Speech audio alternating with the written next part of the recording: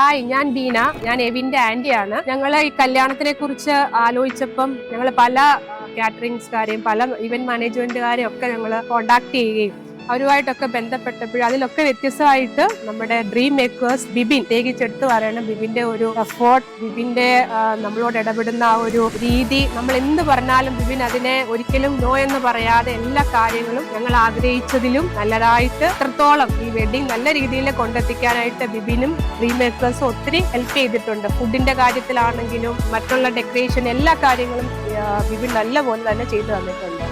ഞാൻ ആന എവിന്റെ ഫ്രണ്ടാണ്. നമ്മുടെ അങ്കിൾ ത്രൂ വന്നതാണ് dream makers. Bibin was very helpful. നമ്മൾ എന്ത് പറഞ്ഞാലും ഹി വോണ്ട് സേ നോ.